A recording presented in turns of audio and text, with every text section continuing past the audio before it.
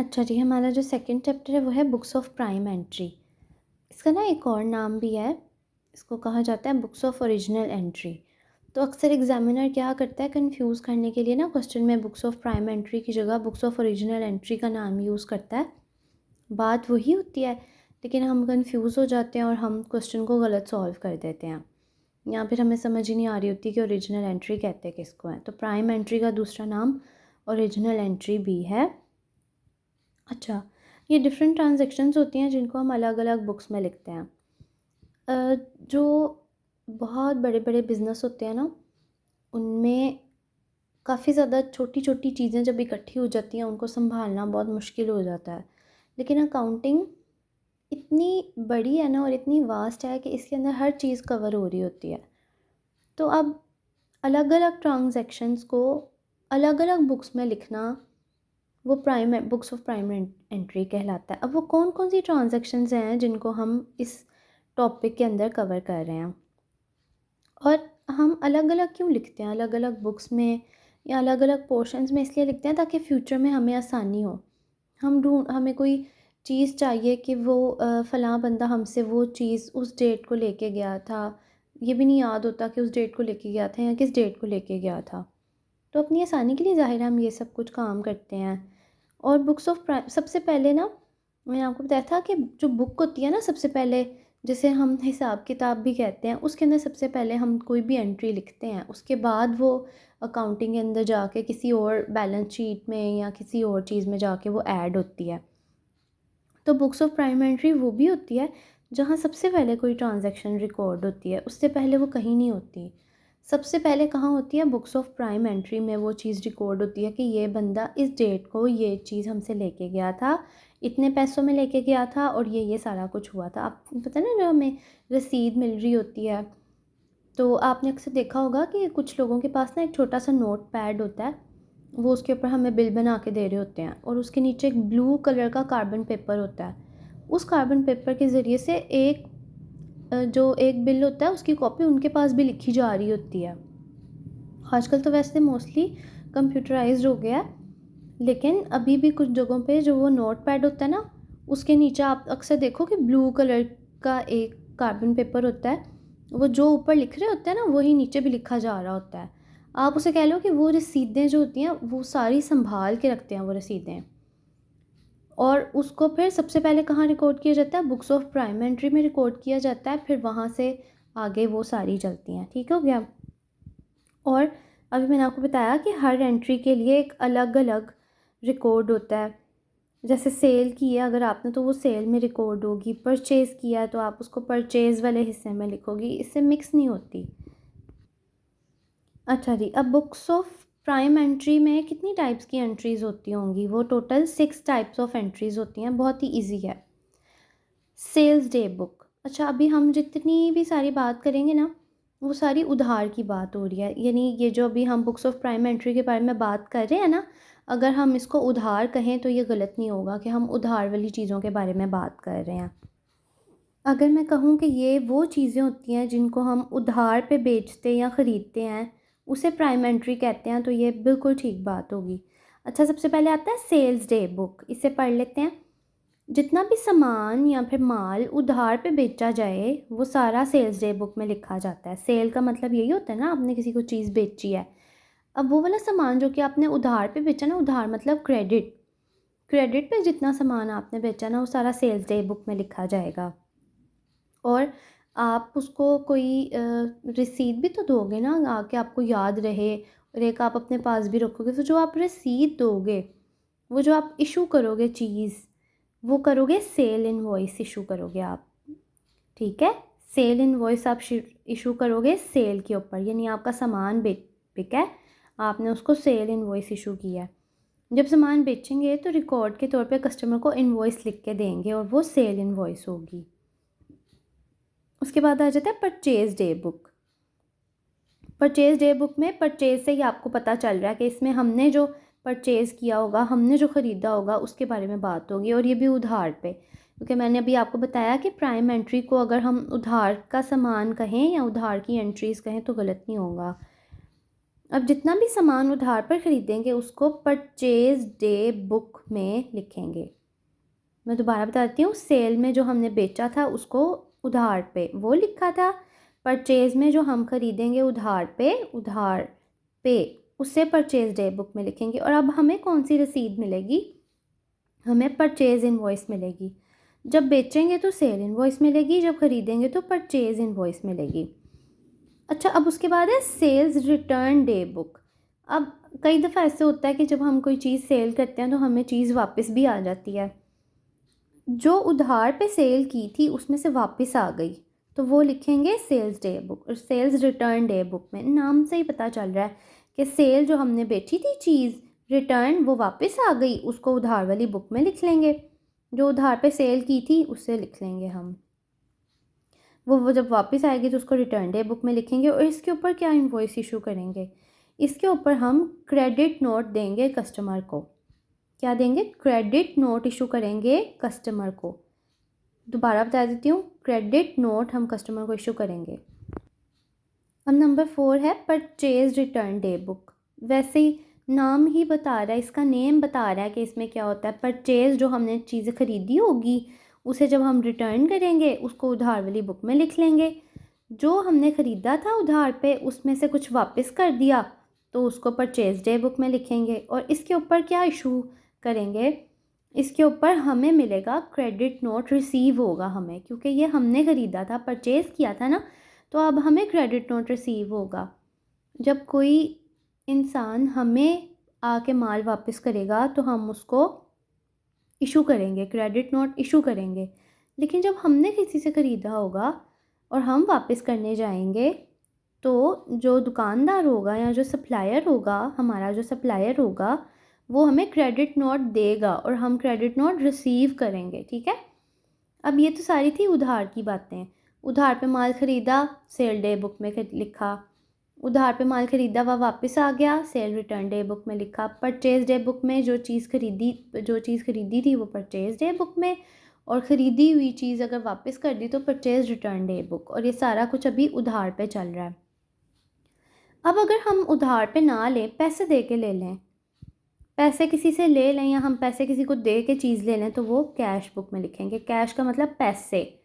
ठीक है। इसमें क्रेडिट अलग चीज़ और कैश अलग चीज़। इसमें सारी पैसों की बात होगी। बैंक से पैसे आ रहे हैं, बैंक से पैसे जा रहे हैं, cash in hand, cash at bank, कोई भी पैसों की बात हो रही है, पैसे मिले हैं या पैसे दिए हैं तो इसमें लिखेंगे। और ना ये सारी बड़ी बड़ी अमाउंट्स लिखते हैं इसके अंदर। लेकिन कई दफ़ा ऐसा होता है कि एक कस्टमर आता है दुकान पे, वो उसने 10,000 का सामान ख़रीदा होता है और बहुत हमारा पुराना कस्टमर होता है।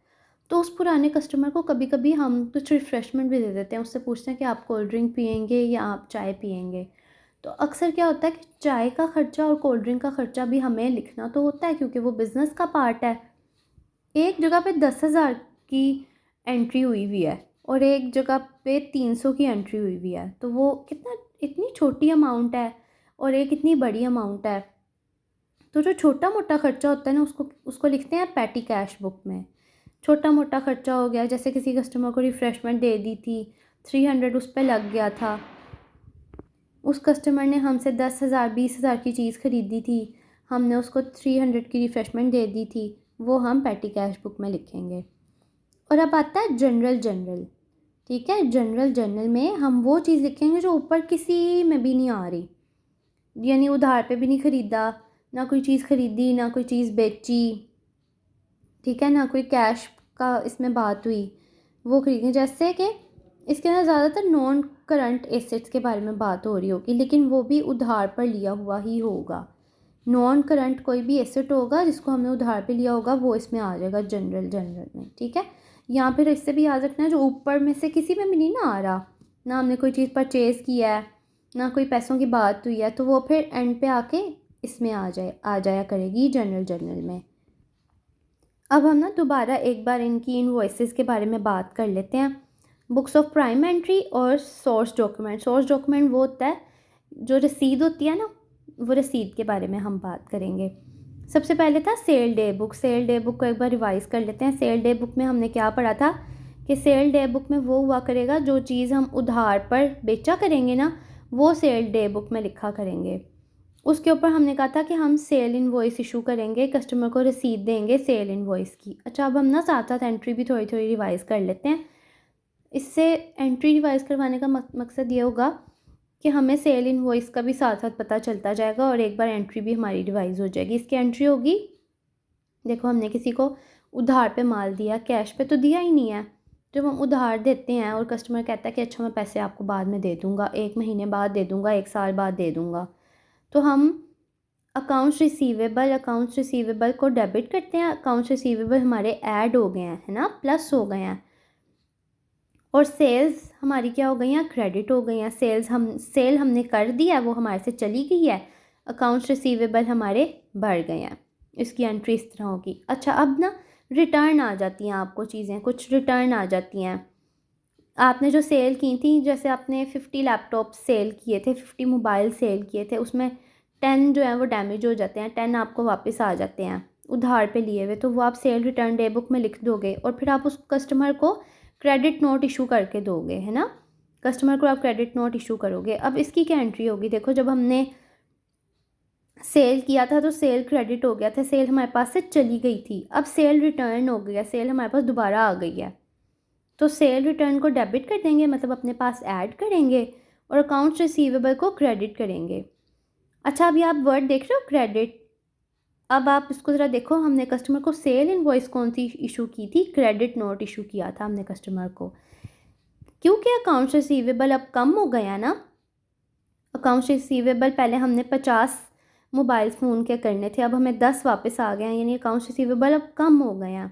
तो अकाउंट्स रिसीवेबल हमारा एसेट होता है, मैंने आपको पहले भी बताया था, जब एसेट हमारा माइनस हो रहा होता है ना तो हम उसको क्रेडिट कर देते हैं एसेट को, इसलिए हमने कस्टमर को क्रेडिट नोट इशू किया यहाँ पे, ठीक है। क्रेडिट नोट इशू हमने इसी वजह से किया है। अब आगे आ जाते हैं परचेज डे बुक में। परचेज डे बुक में हमने वो चीज़ लिखते हैं जो हमने उधार पे किसी से माल ख़रीदा होता है, और हमें परचेज इनवॉइस मिलती है कि हमने जी माल ख़रीदा है, ठीक हो गया। परचेज को डेबिट करते हैं और अकाउंट्स पेएबल, अब हमने पे करने हैं किसी को, अकाउंट्स पेएबल क्रेडिट हो गया। अच्छा, एक और बात, ये हमारे परचेजेस जो होती हैं ये हमारा एक्सपेंस होता है बेसिकली, क्योंकि हमने परचेज़ की होती है।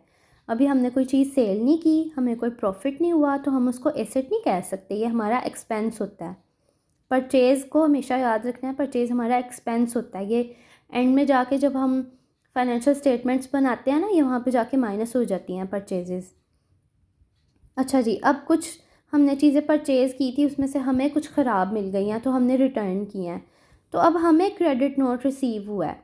क्रेडिट नोट ये बिल्कुल ऊपर वाले से ऑपोजिट है, यहाँ पे हमने इशू किया था कस्टमर को, यहाँ पे हमें रिसीव हो गया, और इसकी एंट्री इसको उल्टा कर देंगे। अकाउंट्स पेएबल जो है वो अब डेबिट हो गए हैं और परचेज रिटर्न क्रेडिट हो गया। यहाँ पे अब हम जो है वो पेएबल हो गए हैं कि हमने पे करने हैं।